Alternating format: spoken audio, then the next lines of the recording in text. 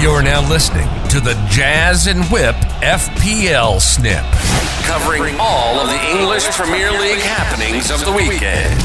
Do not scratch your eyes. You are really seeing the most extraordinary finish here. Right, boys, welcome back. Another week of the Jazz and Whip FPL Snip. Good fucking week. Welcome back, Whip It. How you going, Jared? Interesting week, that's for sure. I can't wait to get stuck into it. Well, that's going to be fun. And this week's special guest, much to Brett's dismay, it is Remmie. How are you doing, Schleeler? I'm going very good. Thank you for having me this week. That's all right, mate. It's good to have a different person on each week. As I said, much to Brett's dismay. So, you wanted to call it the Jazz and Whip and Bones Brett fucking FPL podcast. So, I don't know if you can keep that bit in there, but I would definitely can. Right, let's jump straight into it. I want to touch on a few things this week. We've got a few different topics. So, first one we're looking at, I reckon it was Leeds players. Are they viable for the next 5 rounds? So, what are you thinking? What a result for them, by the way. 3-0. Yeah. It was at home, wasn't it? It was at Ellen Road. I think that actually had a lot to do with the result. It was I watched the game. The stadium was packed, and like their goals just come from just pressure. Yeah. I said tonight that Chelsea's best player before and after his red card was Koulibaly. He actually had a really good game. It's just 2 silly yellow cards that didn't need to happen, and a red card. But Chelsea, they're in a bit of. I think we discussed last week that they've got a lot there, but they've also got a lot that's missing, and then they might be in a bit of strife. But I think all credit goes to Leeds, and I think, that's why they're a viable option at the moment. Yeah, I agree, man. I just think Chelsea seems to be missing that like centerpiece going forward. So like anytime Sterling got the ball and was like pushing forward, Havertz was not there. He wasn't in the right space. There was no physical threat in the back line. They were just boxing him in, turning the ball over, and they're just smashing him on a counter. So. And Mount nowhere to be seen either. I think Sterling. I think Sterling was good. Sterling's definitely something. Sterling is definitely a signing that Chelsea should be happy with, and I think he'll be a big part of their season. But he needs someone to work off up there. I still don't like Mount at that right forward role. I think he's much better in the centre of the park. Yeah. As discussed last week, he's not great as a 10, and he's not great as a 9. Like, what do you do with him? Yeah. Thoughts, Remmie? Did you watch the game? Yeah, I watched the game. Like you said, Whip It, the pressure was probably the main part for Leeds. They obviously scored the first goal from a mistake, but the pressure caused all of it. And the second goal was just purely just a good header and a good cross. There's nothing you can do about that. But in terms of Chelsea, Sterling should have probably buried a couple early. And Sterling, though, he has a tendency just to fucking just easy shit, doesn't he? But yeah, they need a striker. They can't get Aaron Gordon or what they're linked with. Yeah, they need someone up top. They need someone up top to help them. There was a rumor that what do you call it? Antoine Griezmann was going to come. Thoughts on that? I don't think he's a solution to the problem either. He's another guy. He's another problem to the problem. Yeah, he's like a cam. He's not even really. He can't really play. You don't have Kai Havertz and fucking Antoine Griezmann standing in the same fucking spot on the field. So, yeah, literally, and Mason Mount doing nothing as well. Yeah, I think this kind of touches on, other than Reece James, I really don't like anything from Chelsea. Like, I watched Cucurella turn that ball over about 5,000 times. He's about as useful on the field as I am. So, he was fucking white, man. Sorry. Hopefully with the red card, Chilwell came on, but hopefully he's getting back to full fitness because they definitely need him to play a part. Because Reece James is playing right centre-back and they don't really have another centre-back to help them as well. So what's Loftus-Cheek doing in this fucking team still? Like, I don't. Obviously, receiving quite a lot of slander online about how he's just not it, and I agree in that right wing back position. But he wasn't even Chelsea's main problem. I think it's the fact that Reece James is so good in that position that it feels criminal that he's not playing there. Mm. Which if Koulibaly doesn't have a red card and Cucurella's in, I'd probably be looking at Cucurella to play that other centre back role and get Reece James in a more attacking position because they're missing out on a lot of that important outlet. But Reece James is the only one I'd touch with a 10-foot pole from Chelsea. Yeah, I agree. Now, probably spinning back to the Leeds guys. Are they viable? They've got Brighton, Everton, Brentford, Nottingham, and then United in the next 5 games. How many wins and points do we see here? You go first, Remmie. Well, mostly they're all attackers that you're looking at. Like, obviously the midfielders in attacking roles. Yeah. But with Bamford down, obviously Rodrigo started on fire, and it's just a matter of who you're switching him from. Because, I mean, you probably want to get him in. Just a matter of if you're wasting a transfer -4 on him. Well, we mentioned him briefly last week, didn't we? We were saying don't go to Rodrigo; it's too early. But yeah, have happened on the weekend, and I think like we've said, I think it's been said a lot over Twitter and stuff that if you got lots of points this week, then your team sucks because everyone who played well shouldn't have played well. You know what I mean? Like, and I still stand by the fact that you shouldn't have brought in Rodrigo on the weekend. It's just FPL has a funny way of happening, and I guarantee when everyone brings in one of these Leeds guys, they go on a losing streak of 4. It's just it's just how it works. But I think they are seriously a viable option. Only concern is obviously Bamford coming back in. Sinistero looks like he added a little bit off the bench. But I think Dan James is the first one to come out of that forward line, obviously. Yeah. But when Bamford's back, Rodrigo will play as more of a 10. Aronson will go out to the right. So I think there's that's great, isn't it? Extra back. When Bamford's back, that striker role will go straight back to him. Rodrigo will play the 10, which will take away points, and Aronson as well. So I think that's something to look out for. The one that I'm going for, that I'm almost pretty sold that I'm going for is Harrison. I was going to bring him up, man. Almost 3 assists in 4 games. It's pretty fucking good. And I know we've said don't always take people's previous results as a reason to bring him in, but Harrison is Premier League proven. He produced really good numbers last year. He was a 5th highest scoring midfielder for the whole year. When he came in as a defender the year before, when him and Dallas were defenders, he was a great pickup. I'm really sold on Harrison, and he's the middle one. He's not as cheap as Aronson, but he's not as expensive as Rodrigo and Bamford. So. Yeah, Rodrigo, 4 goals and an assist in 3 games. Fucking unreal. Yeah, and Brighton aren't a pushover, so I don't see them having an easy game against Brighton. But then again, Brighton are also a team kind of like Chelsea at the moment in transition, wanting to hold the ball. So I can easily see them running out and just doing the exact same thing they did to Chelsea to Brighton.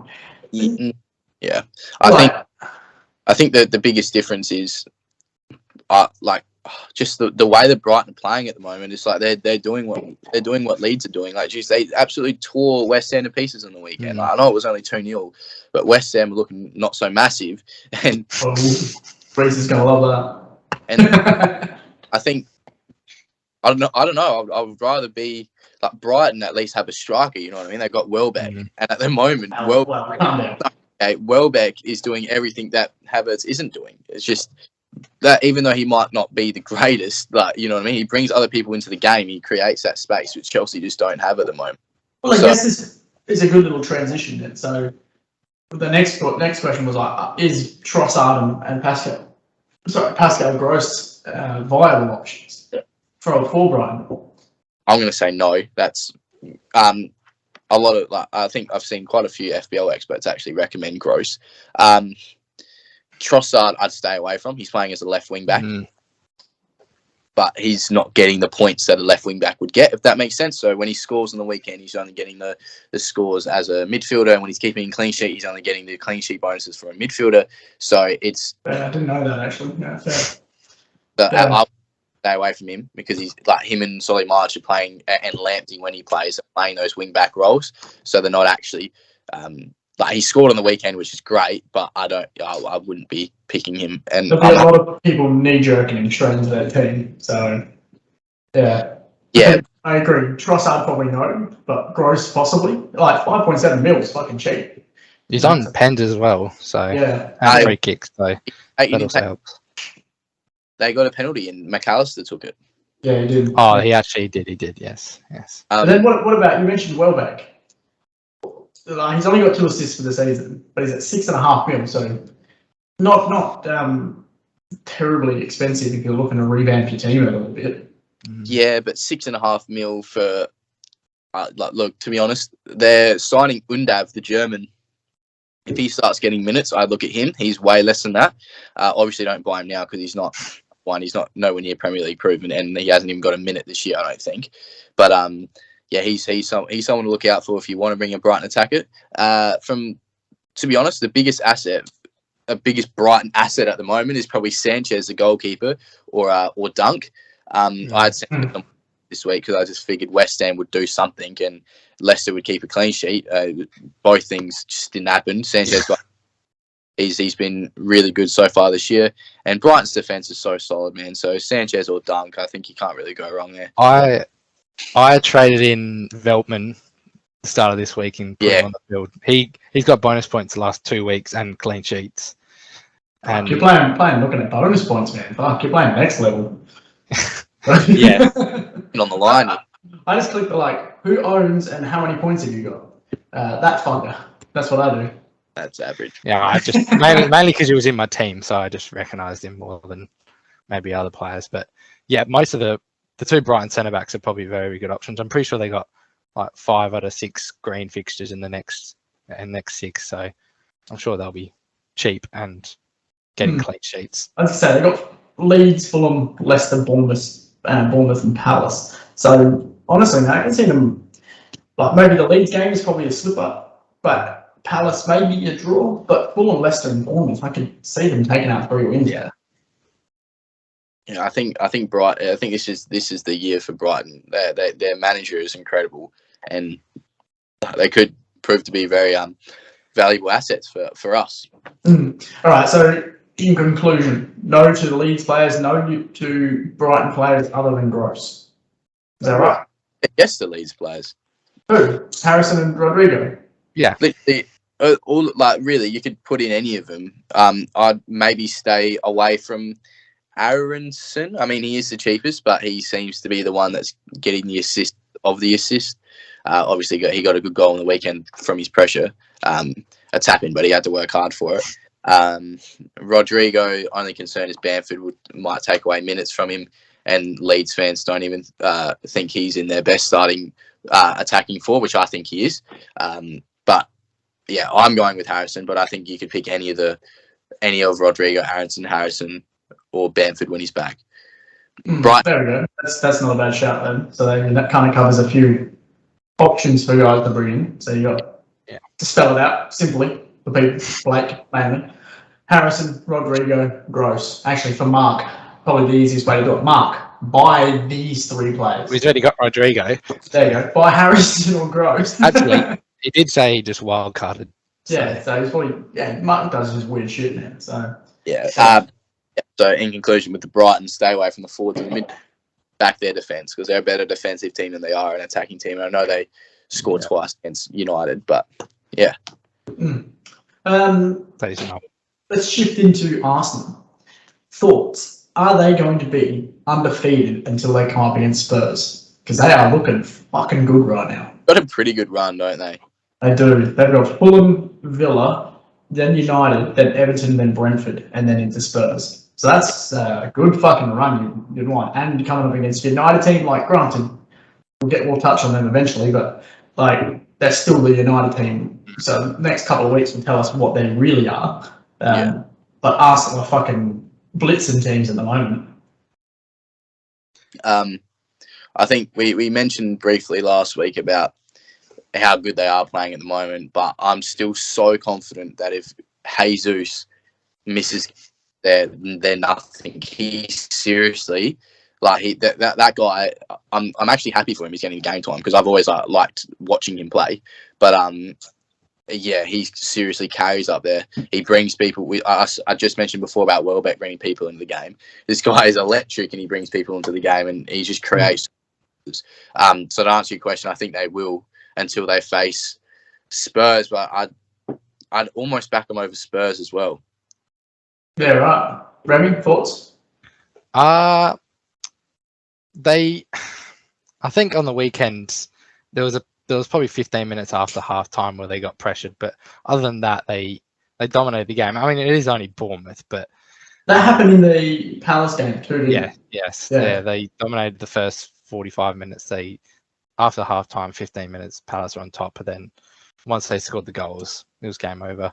But they seem to be weathering that better. Where last year they'd fold and they'd concede a goal and then it'd fall to shit. This year they seem to be just holding up on it. They were lucky against Palace.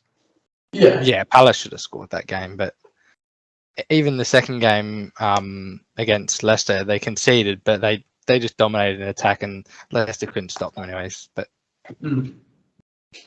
yeah, so I'm thinking like the triple up of Arsenal is almost a must at the moment.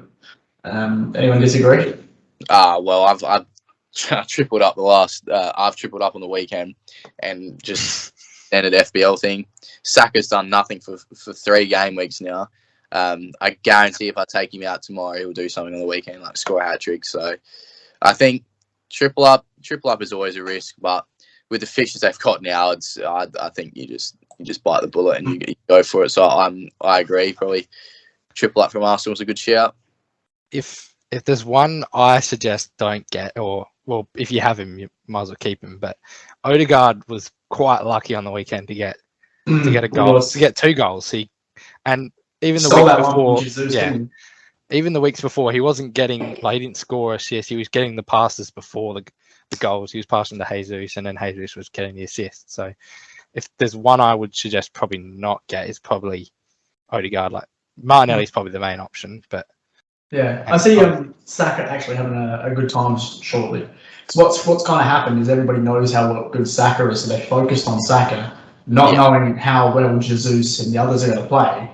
And that's kind of allowed Jesus to have a bit more of a freedom. And now everybody will kind of shift. So like Fulham, Villa, those kind of guys will focus more on that side, which will free up Saka. So yeah, it's the old Liverpool problem you had a couple of years back with like Mane, Salah, and Firmino. Like you give up, you have to defend one of them more than the other, but then the other one is just going to bite in the arse in 5 minutes anyway. So yeah. I think Saka's not a bad shout. So if you've got him and he's obviously doing a whole lot of nothing, I'd probably hold on to him as well. Yeah, I agree.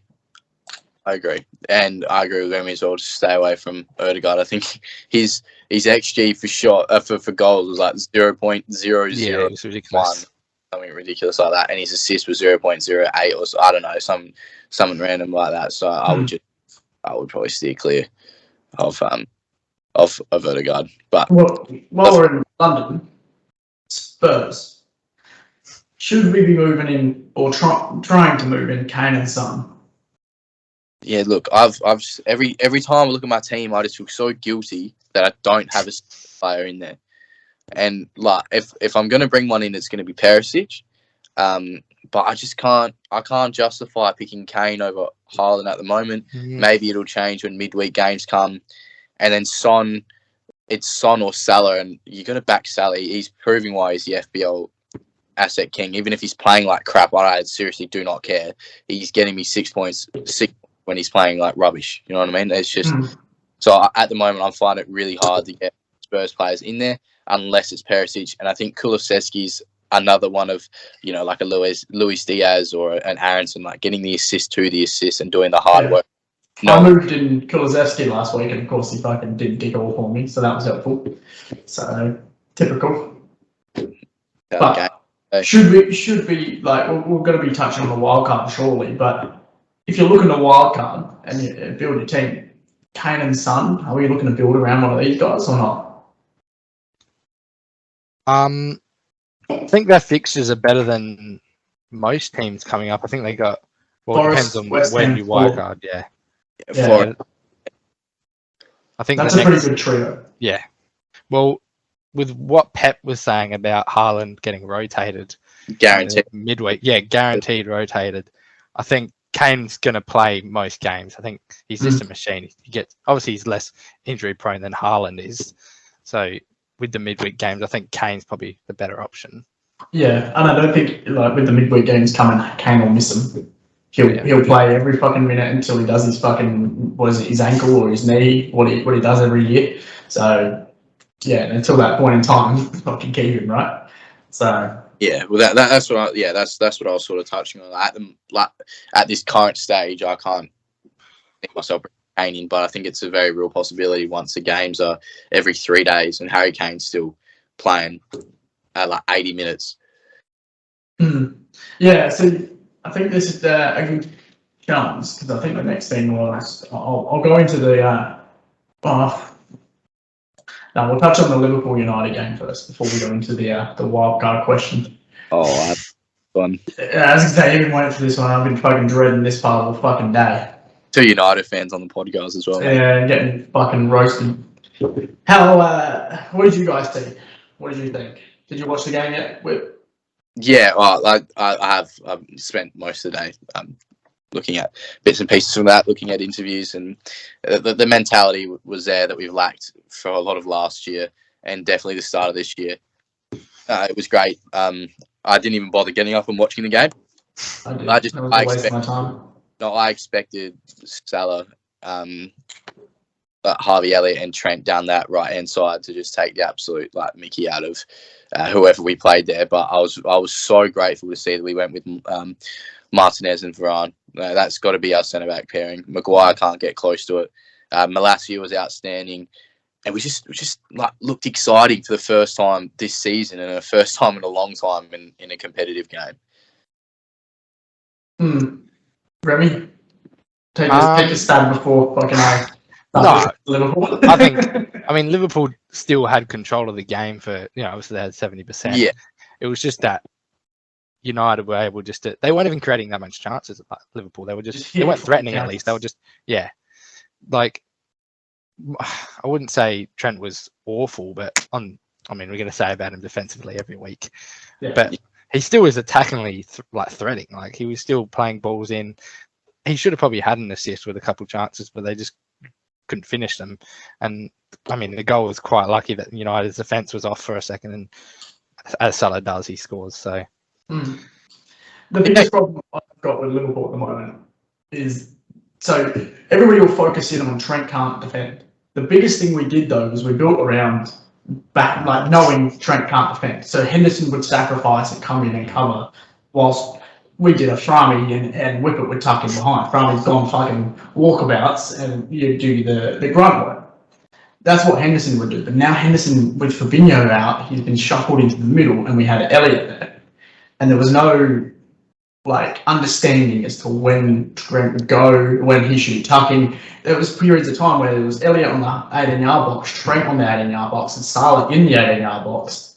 And then all of a sudden, United would win the ball, counter, hit it into a pocket of space, and fucking Sancho and Rashford and all these fuckers have just disappeared down the wing. And now you're pulling Gomez and Van Dijk out of position to come fix that. And then this hole opens up between both centre-backs. And it was just ridiculous. So my theory on Liverpool right now is just I'm literally shuffling all of them out other than Salah. Get everybody out of the team until this midfield is fixed. Yeah, that's likewise with me United though. I wouldn't still have any of their players. Oh, God, no. Even though it's one decent performance, they still got to back it up on the weekend. Even though Casemiro is coming in, so that will definitely strengthen the back line. But you can't really have any defensive players. They're still going to concede sloppy goals.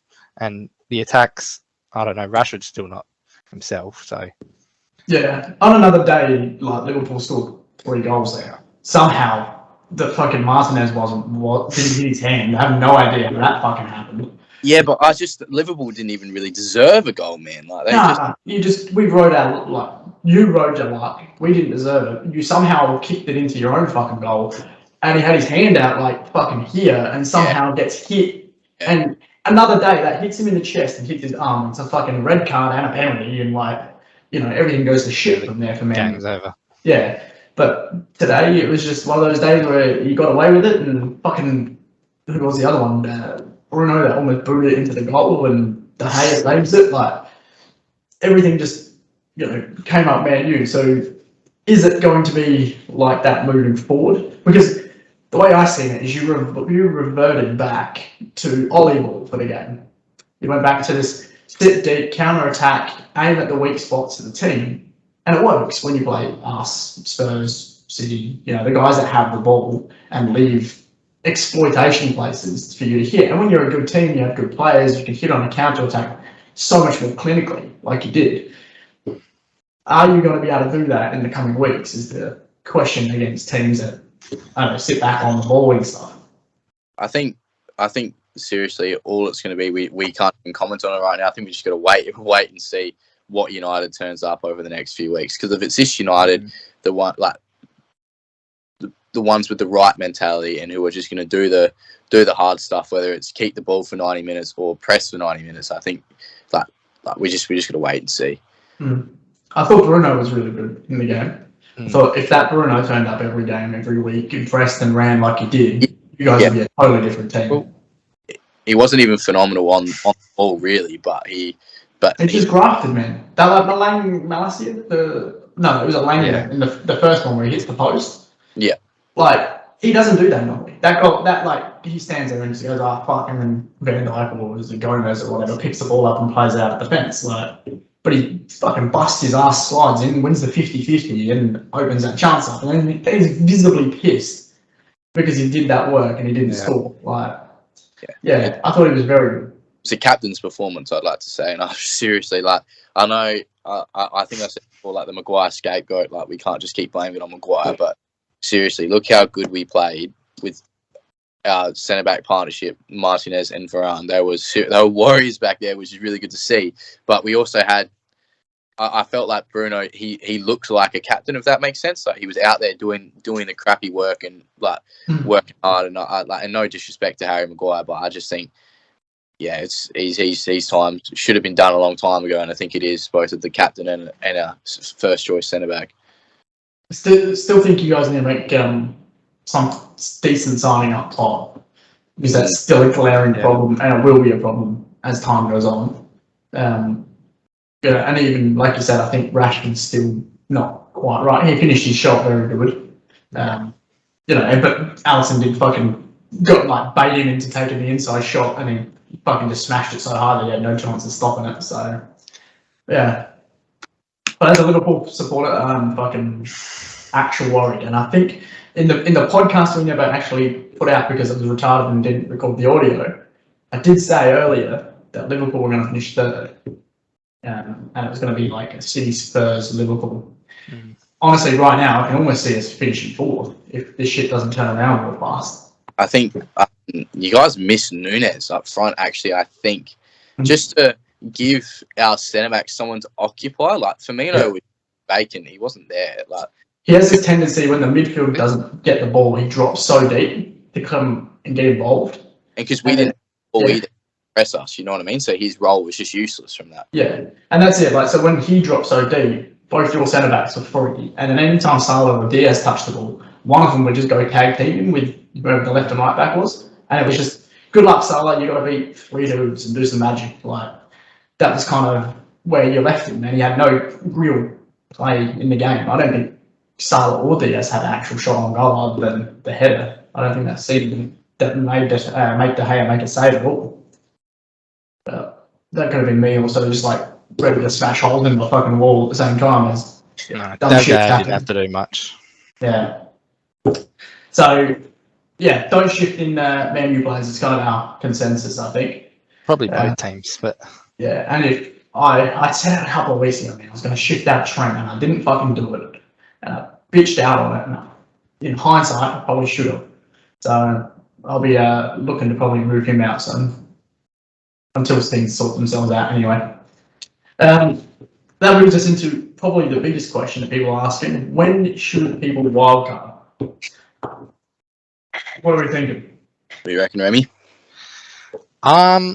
My plan was to go around 6 or 5 around there, so then I can have the team all the way up until I don't know when the World Cup is.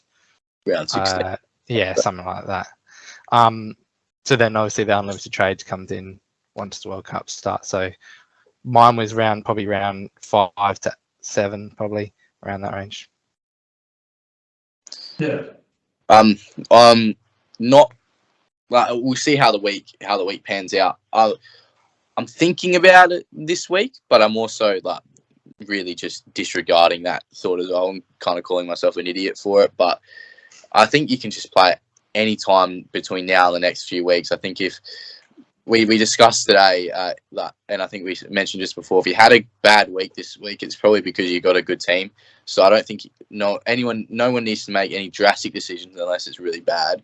But I think I'm looking at my team right now to get it because I really want to get, which we'll touch on in a bit, some players like Ivan Toney in there that I really want to work to get him in there and Perisic. But it could almost be worth taking that -4. So I don't know. For me personally, I still want to try wait a couple more weeks. But if you use your wild card now, I don't think it's a regrettable decision. Yeah, I took a -4 last week to try to move in some players, and that was probably in hindsight a bad decision. I should have probably went with the big hitter, the KDB. Like I said, I was going, but I didn't. I'm definitely leaning. Well, my plan was anyway was to hit it on game week 5. That was when the Champions League kicks off, and midweek games coming in, and everybody starts getting rotated and shit like that. To be honest, man, I'm probably pulling the trigger this week. I'm thinking about. Yeah, I'm probably going to lean into it this week and make an actual decision because the last 2 weeks I've made decisions and then bitched out on them, and those decisions would have been the right ones. And this week, that's kind of where my thoughts are. What's pushing you to make the wildcard decision this week? I'm just, I really want to get in Spurs. I really want to get one of them in. I want to get Trent out, but to get Trent out and get someone in, it means I take a negative. You know what I mean? Like I move Trent out and replace him with a defender, but I want to shift that money into the midfield. So then all of a sudden I'm revamping the team. And then I start taking negatives again and again and again. So I might as well just hit the button. My only concerns with taking the wild card now is that if I'm looking at my team right now, there's only 4 players I'm really considering 5 if you include Ward as my second choice goalkeeper because I'm over him already. Especially for this week, Saka.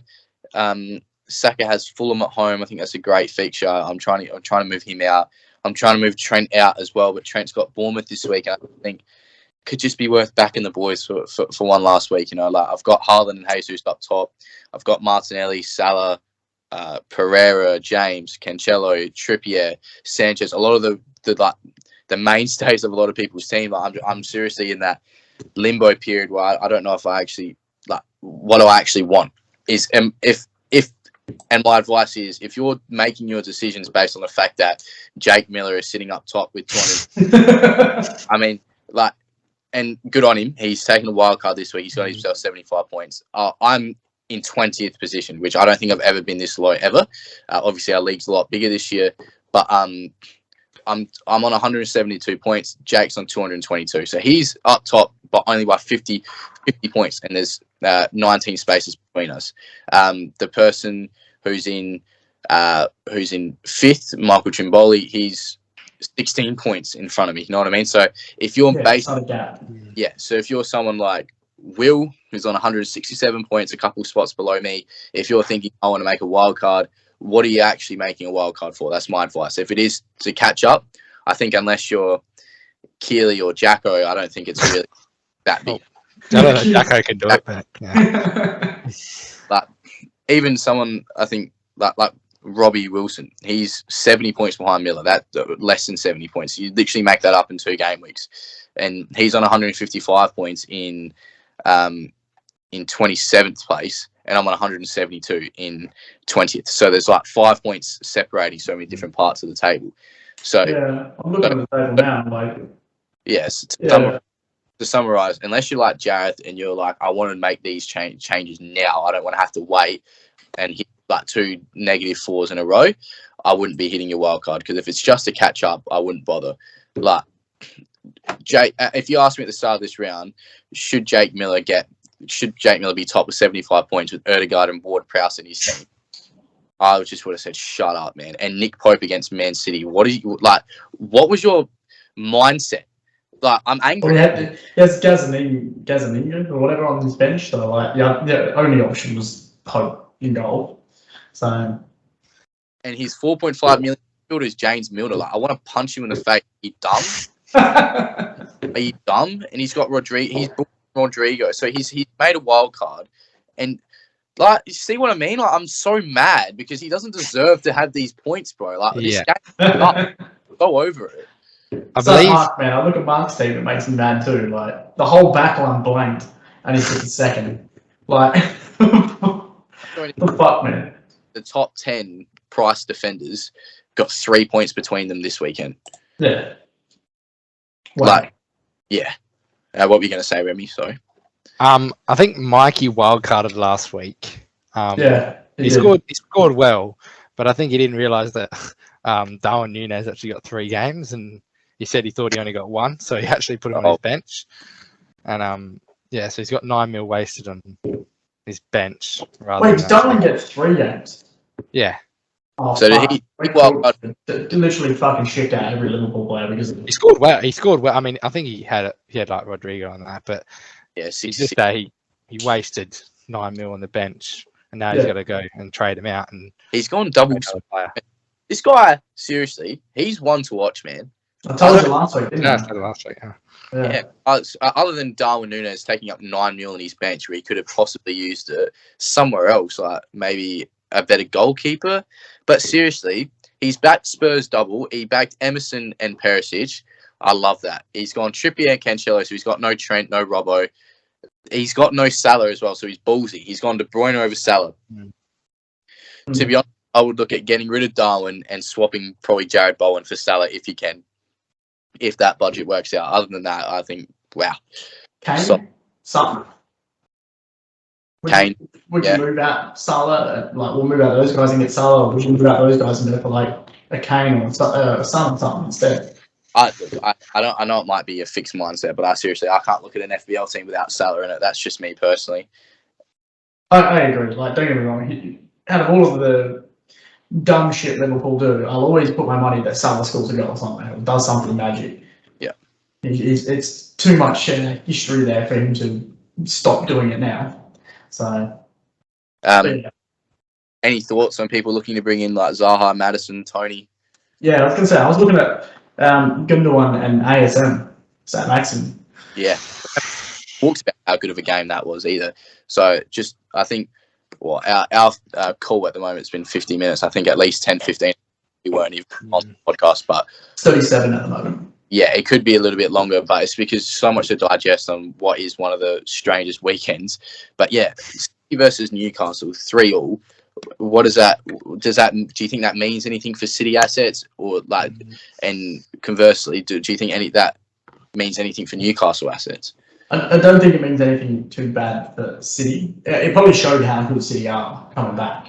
It was more surprising that Newcastle managed to pull that result out after their starting of the season. Like, they weren't particularly good, but then they ripped that fucking Band-Aid off and they came out flying against Man City. The question will be is, can they do it again? And is this the Newcastle we got now? Are they the way I'd put them as? Are they the Arsenal of a couple of years back, where they would do something magical and then fall off the next week, but then beat a Spurs or a fucking City, and then fall back down after a week or two.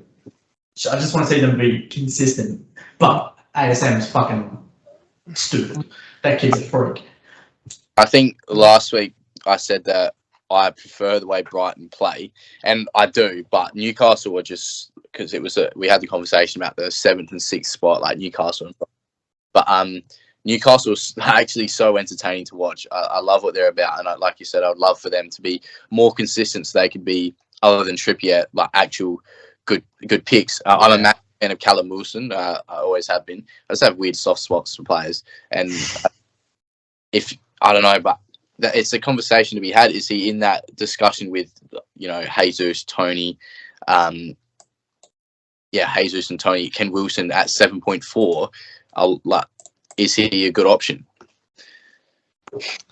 Fucking camera's gone off sliding around. I'm falling off the screen, boys. Fuck me. Yeah. I'm having a bad time right now. Amateur hour. That'll be good. So you gonna ask my question or what? Yeah, go on, Remmie. While I fix fucking retarded camera here. I think with Wilson, it just matters on how many you're playing up top, because obviously I think Jesus is a must-have, and probably Kane or Haaland. It's just that third striker. If you're going to have the Tony, Mitrovic, Wilson, just those two. Maybe even Welbeck, he can go there if they're in form. It just matters on fixtures, I think, basically. And I think Tony has like 5 green games in a row. So, I mean, he's had like, I don't know, 2 goals, 2 assists in the first 3 games. So This camera's full. I think Oh, well. with the discussion about the fixtures, we've seen in the past with someone like Timo Pukki, for example, like he's played in a rubbish team but scores points semi-consistently throughout the year. From my perspective, like, oh, fuck off. Definitely staying in. Is this a year of perhaps cheaper up front and heavy in the midfield? Like, could, when the mid-game weeks, like we've discussed how Haaland might not be fit, instead of going for a Haaland or a Kane up top, do we bank on Jesus, like Tony, Wilson, Mitrovic, like Watkins, guys like that, those price ranges, do they occupy the front 3 instead? What do you think? That's a dead shout. What do you reckon, Joe? Yeah, I don't know, man. I can't see myself not having like a Jesus and a Haaland or a Jesus and a Kane in my front line. I think, yeah, for me at the moment, Jesus is a must-have, but yeah. I don't know. I'm considering that move away from, the main guys up front and just going a little bit heavier in the midfield. I don't know. But see, like, other than KDB, Son, and Salah, there's not really too much heavier in the midfield. Does that make sense? Like, there's only really the big 3, and there's probably 2 up top, like the big 2 up top of Kane and Haaland. Once they get past those 2, like you're kind of making a decision on Kane and Haaland. It's like you're either one way or the other. And then in the midfield, you're either like Mikey was, KDB, or you're Salah. Most people are Salah, but I think they're the 2. It's whether or not, this is my point, is whether or not we can start to move towards Spurs players. But no, on my luck, I move towards Spurs players and they do Spurs things and start fucking playing retarded. Well, that was my same fear with having triple Arsenal. And yeah, that's going well, though, isn't it? Yeah. Well. Thoughts? What are you thinking, Remmie? Spurs were good on the weekend, but Wolves still had plenty of chances. Like, they probably should have scored in the first half. The second half, not so much because Spurs ramped it up. Maybe Conte got to them, punched them. But in the second half, they dominated. But the first half, Wolves still had chances. I mean, Wolves aren't the worst team. They've got a lot of strong links. Speak Portuguese on the field. Yeah. But I mean, it just matters if Perisic is fit enough to play the games and he doesn't get rotated, because they got plenty of fullbacks to run through there as well. Seriously, though. Yeah, I'm thinking if anyone is, for me, it's probably Zaha or St. Maxton. If I'm looking to fill a space and take a bit of a punt on someone, they're the 2 kind of 7-8 mil players that I'm kind of floating around. Thoughts on either of them? Like, thoughts on Zaha probably? Zaha is probably the one to go for. Like, I just think this year, I think he has potential to take his game to another level. He's always been the main man, like Mr. Crystal Palace, even though he probably doesn't want to be anymore. He probably wants to move away. But seriously, as he has the opportunity to take it to another level, I like the goal he scored against Liverpool, the goal he scored against Villa. I think he could be a really good option this year. He's already had a price range, so just be wary of that. St. Max, for me, he's not consistent enough yet. Like, he's so good to watch. He's probably one of the best players in the world to watch play, because he doesn't care. He just plays. It almost looks like he plays for fun, but as an FPL option, unless he turns out those sort of performances every week, I don't know if he's the one. I'm just trying to bring up Newcastle's fixtures for the next few weeks. What are we looking at? Where are we? I think with Newcastle, they play just 10 times better at home. I think away against Brighton, they got kind of dominated, even though they didn't score. But and then home the first week against Forest, I don't think Forest had touched the ball in the first half. Yeah, they got Wolves, Liverpool, and then Crystal Palace in the next 3. So they're not the most appealing fixtures, are they? But then you got, what do you got here? Things are blowing up, apps breaking. Crystal Palace, what do you got here? Well, they got Man City this week, Palace. So I'm not too Yeah. sure. Man City, and then apparently the app just fucking explodes. It doesn't want to tell me what fucking game week 5 fixtures are. Hell, I'll look into that. Any final thoughts, boys, for the week? What are we thinking? I think just hold tight.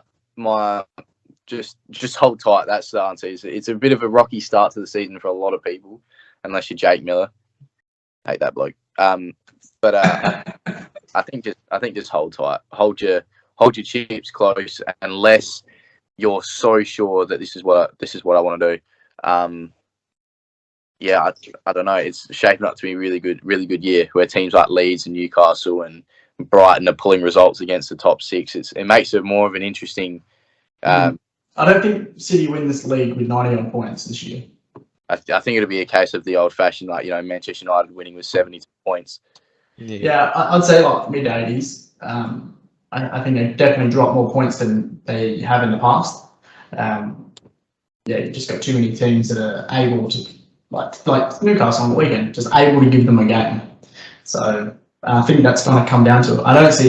I still see probably Liverpool being their closest rival. I think Spurs will do better than Liverpool, and I think Arsenal will be up there this year with just the start they've given themselves. I think they've given themselves a massive head start to keep up with the top 4 race.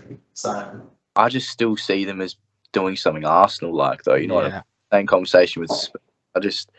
I think I'm more sure of Spurs, like finishing in that top 4 because of that extra experience. They've got a seasonal goal scorer up front in Harry Kane. They've also got Heung-min Son. I don't know, man. It's just something about Arsenal. I just think they're gonna, like, this rise is really good, but I also think like the fall could be way worse and way like. Yeah, I just think if they put enough points in the bank, if they go undefeated up until Spurs, they'll be top of the table with nearly 30 points in the bag. That's a third of the amount of points they need to be in the top 4. Like, you've done that within the first 9 to 10 weeks. So you can have a fall. You can have 5 or 6 games where you shit the bed a bit and let everybody catch back up. You start, instead of being first, you're third. But at least you're in the fight. Does that make sense? Like, you're not doing what they had to do last year, where they had to fight their way back and then get close and then fuck it up. Yeah. I think keep an eye on them this year. Just before we wrap it up, I've just thrown together a quick side that you could use without having like the Haaland or the Kane up front. You still got Sam Wood as the keeping options. Instead of you got James, Dunk, Williams, Cancelo, and Trippier. Then the midfield is De Bruyne, Martinelli, Harrison, Salah, and Andreas Pereira. But then the front 3, you could look at Jesus, Tony, and Wilson. I don't know if that, for me personally, that looks like something enticing. I don't know if I'll be willing to take that risk of not having Haaland up front, but I think it could be a viable option this year. Like, personally, and I'm deadly serious about that. And your only issue is then you're tying a lot of money up in the mid-table kind of mid-price players. So that to get one of those big guys in, you have to do a lot of shuffling around. Yeah, which is true. But I don't know, man. I think this FPL season is going to be. I think it's going to be a lot different to the ones in the past. And final question. Remmie, we ask our guests every week a random question. I haven't even told Whippet this question yet. Yeah, we can do it at maybe at the start. I should have put it at the start. I completely forgot. So I was expecting it now. So, all right, this is a completely irrelevant question. When you die, and you come back as an animal, what is that animal? Wow, what a question. What is your animal? What would you pick? God goes, all right, Schleewer, you can come back on the field. What are you? Maybe it has to be between either a whale, because they're the biggest animal. you can't be eaten. So if I'm coming as a bird, Can't be eaten. Tell that whale we're getting on a shark. Yeah, maybe a shark. Yeah, to be fair. You seen a whale dick? Boy, that thing. Maybe just like a house dog or something, because I'd love to see if they talk to each other or something. Yeah. What a deep man. We got any to watch this week or any flops for the week? I I think it's hard for me personally to pick a flop of the week because it's just, it's just been a bit of a random week. So I think I guess Miller's probably going to be the manager of the week, taking that punt, getting 75 points. So I think it's pretty tight. I like it. Hopefully Miller drops. Keep your eyes on Andrew Morris here, Andy. He's taken a as I say, he took a bit of an actual full-fledged punt this week. He captained Watkins up front. I didn't see that. Yeah, he didn't score overly amount, but he still got more than probably most. Jesus. Yeah. I hate this game, dude. This guy, he's got same maximum on the bench.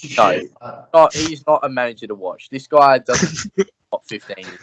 He's got Edison, Van Dijk, Gabriel, Stones, Salah, Milner, Erdegaard, Ward-Prowse, Watkins, Kane, Jesus. This looks like Jacko's FPL draft team. Look, what? No, I'm ending this podcast because I hate this game. But seriously, it's so stupid. Seriously. But keep an eye on that. I'll put my money on it for the next few weeks while everything's chaos. He'll do well. So he'll get dumb points because like Watkins will outscore fucking Salah or something. You know what I mean? Like it'll be something stupid like that. Aston Villa are terrible. They won't do anything. Yeah. I could see him literally going down this year, but they're not doing well, are they? Like, they've got decent players that don't play very well together. Danny Ings is the only thing that's saving them at the moment, and last week's fucking. Watkins during preseason was rubbish.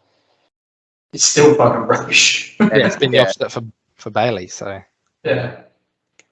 Even though he got the assist. Let's call it there while we're fucking. While the helicopter flies over the fucking house. Good to have you on, Schleber. It was nice to have a different face other than Brett. So we'll look to get another. Is it? You actually got to fix this. How is your last name pronounced? You basically said it. Just Schleber. Yeah. Schleber. I've been saying that. You know how you say it was get Remmie on the field. I've converted it to like get Schleeward because it just sounds way grosser. Yeah, but get Remmie rolls off the tongue so easily. Get Schleeward sounds like you just got dicked on the field by like a fucking. How to say the last name, so it just comes out and get whipped. Yeah, that's the problem. Yeah. But I can yell noobs running past 40-year-olds saying, "Get Remmie." All right, boys. Alrighty. Thanks for the chat. Thanks for coming on, Rem. Nice. Thank you for having me. It's all right. And hopefully we get more than 13 views this week, yeah? So 13 is a fair effort, bro. That's probably an improvement. We need to share it out there, right, boys? So make sure when we go up, we share it out to our friends that we're not embarrassed to share them with. Yeah, we get yeah, that's it. We'll take the guys out of the mud eventually. Yeah. All right, let me kill it here. It was a good chat, and we'll talk again soon. Ciao. Ciao, ciao. Yeah.